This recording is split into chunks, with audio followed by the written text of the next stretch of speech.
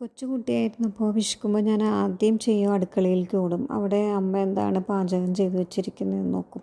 എനിക്കിഷ്ടപ്പെട്ട എന്തെങ്കിലും ഉണ്ടെങ്കിൽ അതെടുത്ത് കഴിക്കും.